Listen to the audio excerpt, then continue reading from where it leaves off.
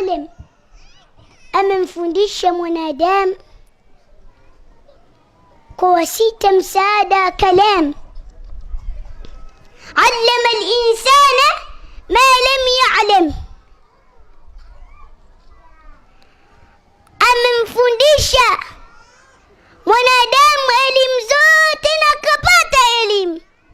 Alipomaliza hapo Mtume Muhammad sallallahu alaihi wasallam akakimbia mbio kwa mke wake, akamwambia amenishukia kiumbe wa ajabu ananiambia nisome.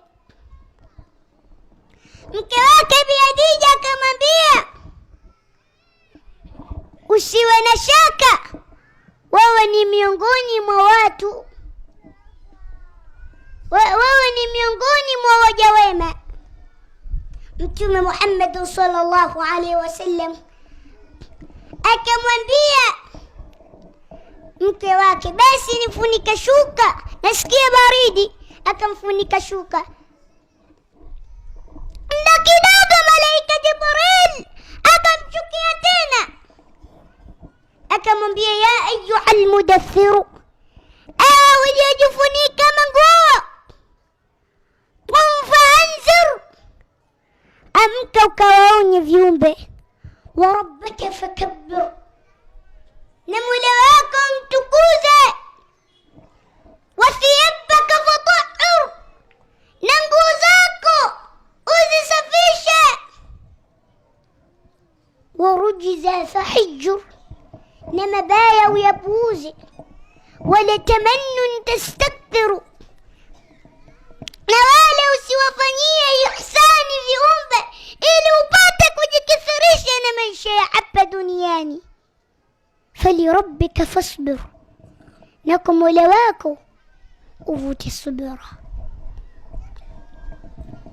Alivyomaliza hapo Mtume Muhammad sallallahu alaihi wasallam akaamka akaenda aliko mke wake, akamwambia, mimi ni mtume wa Allah. Mke wake Bi Khadija akamwambia, sadaqta, ni kweli, ni kweli. Mtume Muhammad sallallahu alaihi wasallam akaanza kulingania nyumbani kwanza, kwa mke wake, kwa familia yake. Na nyinyi wazazi wanaume mnatakiwa muanze nyumbani kwanza, kwa mke wako, kwa familia yako. Waswali, wamche Allah, waswali, wamche Allah, wasikilize Qur'an, maneno ya Allah, kwani watoto ndio msingi. Qala Rasulullah sallallahu alayhi wasallam, anasema Mtume Muhammad sallallahu alayhi wasallam,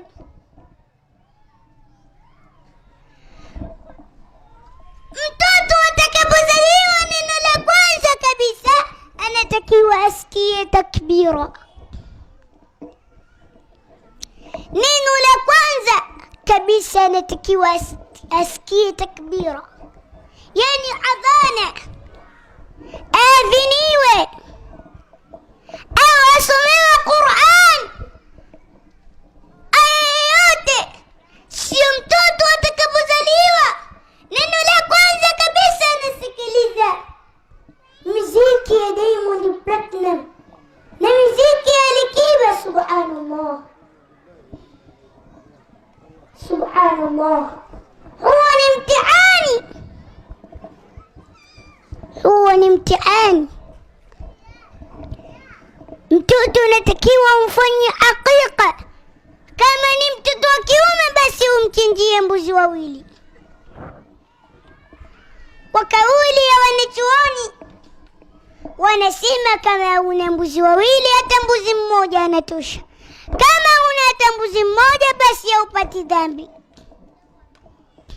sio dhambi, haupati dhambi. Kama ni mtoto wa kike, unatakiwa umfanyie hakika na umchinjie mbuzi mmoja. Mtoto atakapofikisha umri wa miaka 7, unatakiwa umfundishe kuswali, aanze kuswali, na atakapofikisha umri wa miaka 10 kama hataki kuswali umcharaze fimbo na chakula asile.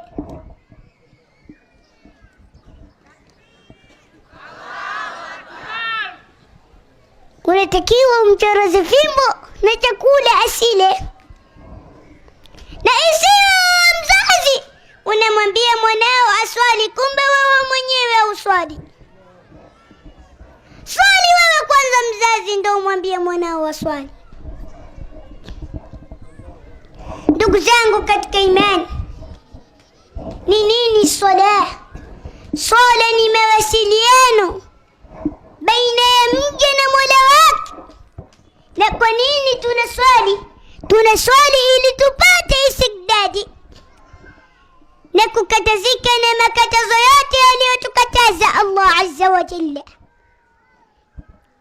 Allah azza wa jalla anasema, wama umiru illa liyabudu Allah, atakuamrisha illa wamwabudu Allah mukhlisina lahu ddin, na waitakase dini yake, hunafaa wa yuqimu ssalata, tena wasimamisha swala, wayutu zakata, na watoe zaka, wadhalika dinul qayyima.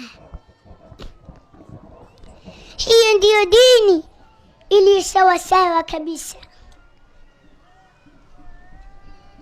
Ndugu zangu katika imani, hiyo ni kauli ya Allah tabaraka wa taala. Anatuambia sisi, simamishani swala na toani zaka. Eti una uwezo wa kutoa zaka na usiswali? Hapana, swala ni faradhi, swala ni lazima. Zaka ni faradhi kwa mwenye uwezo.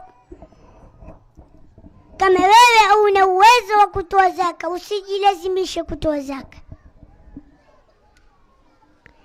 Kama una uwezo wa kutoa zaka alafu hutaki kutoa zaka, unapata dhambi. Kwa nini unapata dhambi? Kwa sababu una uwezo wa kutoa zaka lakini hautaki kutoa zaka.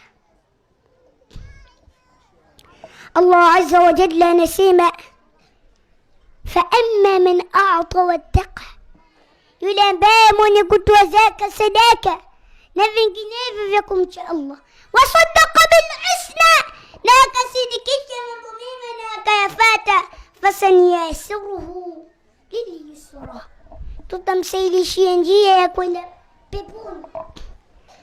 Wa amma man bakhila wastaghna, yule ambaye mwenye kufanya ubakhili juu ya Waislamu wenzake, asiwajali, asiwasaidie, wakadhaba bil husna, na akakadhibisha mambo mema na asiyafate, fasaniyasiruhu lil usra, tutamsailishia njia ya kwenda motoni. Assalamu alaikum wa rahmatullahi wa barakatuh. Wa alaikum salam wa rahmatullahi wa barakatuh.